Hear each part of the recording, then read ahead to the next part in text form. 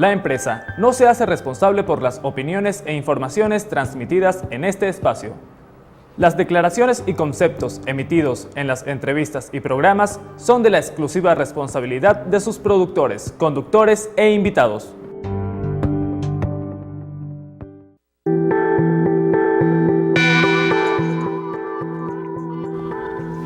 Continuamos, amigas y amigos, con Este Día Promete en eutv.net. Tenemos como invitada a Rocío San Miguel, presidenta de la ONG Control Ciudadano.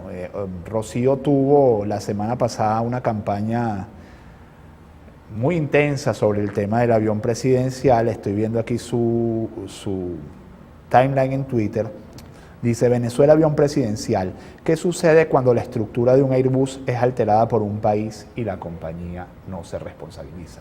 ¿Qué pasó con el Airbus, que es una gran incógnita? ¿Y qué dijo ayer el presidente Maduro sobre el tema? Es interesante el punto porque yo creo de alguna manera que obedece a la presión que se ha ejercido sobre el tema del Airbus presidencial, la respuesta que dio anoche el presidente de la República. Nosotros hemos recibido información que la estructura del avión presidencial fue modificada en los últimos tiempos del ejercicio de la presidencia por parte del presidente Chávez.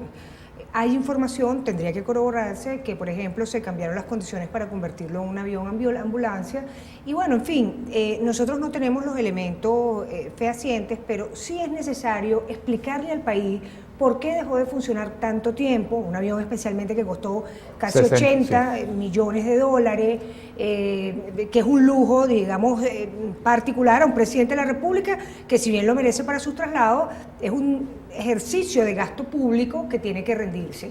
El presidente de la República, cuando asume Maduro, señala que no va a usar el avión presidencial y comenzó a correrse un rumor porque en las pistas de Maiquetía, del principal aeropuerto internacional venezolano, estaba haciendo uso de un avión con las mismas características, pintado de negro, por parte de Cubana de Aviación. Inmediatamente se encendieron las alarmas, nos llega la información, había el riesgo de una donación inapropiada y al margen de la ley del avión presidencial a Cubana de Aviación, lo cual además tiene ya precedentes, porque no debemos olvidar que el presidente Chávez regaló, sin cumplir los procedimientos legales, a Evo Morales un Super Puma, un helicóptero Super Puma presidencial, lo cual está pendiente de judicialidad y bueno, nos preocupaba.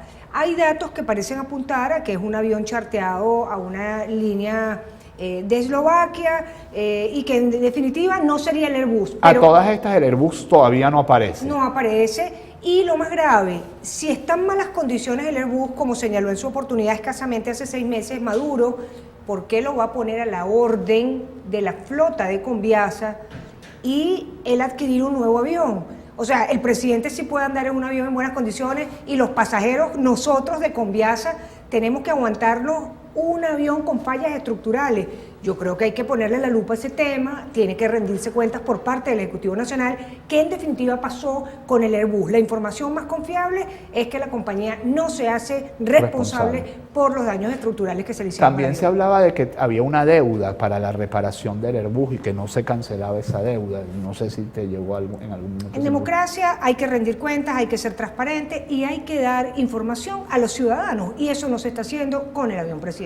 En un artículo en Tal Cual, usted dice que el capítulo referido a la Fuerza Armada Nacional en el Plan de la Patria contiene elementos de inconstitucionalidad. ¿Cuáles son esos elementos? Sí, nos preocupan dos elementos en concreto en el quehacer de Control Ciudadano sobre el tema del Plan de la Patria, más allá de los que ya se han señalado por otros actores.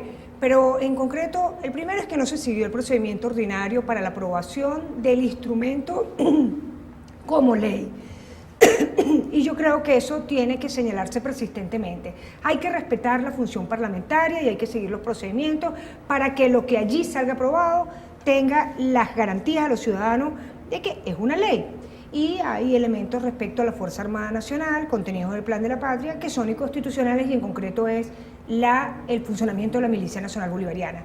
Tenemos que estar contestes en esta época de diálogo nacional que se ha abierto, que la Milicia Nacional Bolivariana fue rechazada por el pueblo de Venezuela el 3 de diciembre del 2007 en el proyecto de reforma constitucional. Entonces, vamos a rescatar que el principal plan a la patria es la Constitución. A mí me gusta, por ejemplo, señalar que no hay mejor plan de la patria para el país que los 90 derechos humanos fundamentales que aparecen en la Constitución de la República Bolivariana de Venezuela. Yo creo que ahí vamos a coincidir todos los sectores de la sociedad: derecho al trabajo, derecho a la educación, o sea, derecho al acceso a la información, derecho al desenvolvimiento de la libre personalidad, derecho a... ¿Y cómo cierra 2013 en cuanto al cumplimiento de esos derechos? ¿Fue un año mejor que 2012? ¿Fue un año peor que 2012? ¿Cómo ve la situación de derechos humanos? Yo creo que tenemos un año más con menos en acceso a la información pública.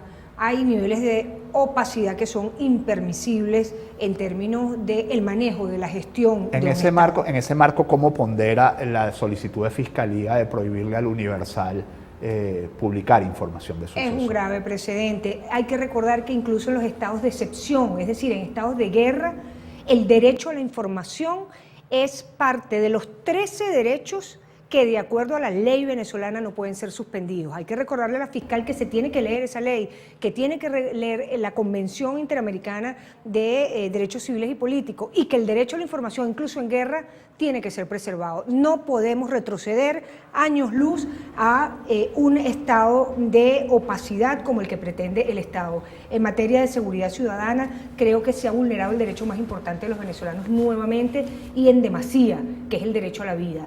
Miguel Rodríguez Torres no termina de dar cifras totales sobre los homicidios de Venezuela y los secuestros. Se maneja y se deslizan unos porcentajes que no tienen un marco referencial. Sí, no tienen cifras absolutas, simplemente dice se redujo tanto o se cayó tanto o se han detenido 30% de bandas, pero no dice, para no hablar dice de los porcentajes en un absolutos. país tiene que hablar de cifras totales y si no, no será creíble los avances del Plan Patria Segura. Miguel Rodríguez Torres tiene que dar cifras totales y arrancar de una premisa general que nos permita tener la seguridad de los venezolanos, que el Estado está cumpliendo con el derecho fundamental que tenemos, que es el de la protección a la integridad personal y por supuesto a la vida. Perspectivas para 2014, Rocío San Miguel. Hoy escribo sobre esto. Creo que en el sector Fuerza Armada Nacional la oposición tiene dos desafíos. El primero de ellos tiene que entender el tema militar, darle seguimiento permanentemente la oposición al tema militar, porque será muy movido en el 2014.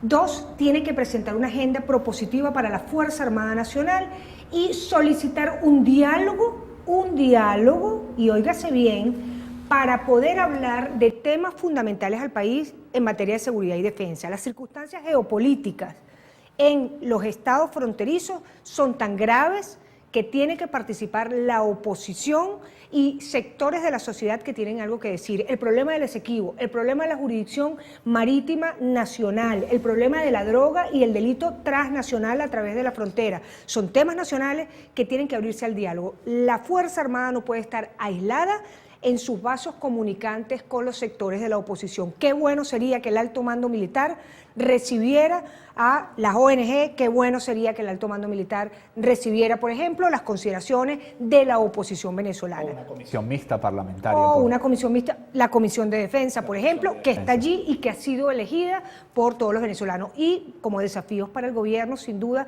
creo que el tema más importante en materia de la Fuerza Armada Nacional es honrar la deuda pendiente con la seguridad social de la FAN. No puede seguir siendo una misión negro primero empleada a discrecionalidad la que pretenda saldar cuentas. El problema de fondo, Pedro, es que no hay recursos para abonar un esquema de seguridad social. Y entonces, bueno, no quieren asumirse pasivos laborales. El Ministerio de la Defensa está quebrado, más del 90% se está utilizando en gasto público, pero tienen que abordarse esquemas de seguridad social. En gasto corriente. ¿Y de eso cuánto es, digamos, lo que es previsión social?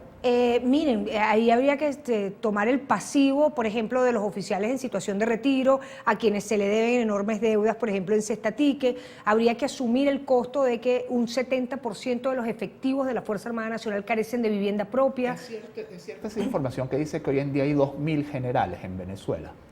Sí, yo creo que hay quienes lo sitúan en 1.600. Yo creo que holgadamente podemos llegar a 2.000 generales activos en Venezuela. ¿Cuántos habían en 1999? 50 generales, ¿no era cierto? No creo que tanto. Para 1999 probablemente tendríamos unos 400 generales, una cuarta parte de esa cifra total.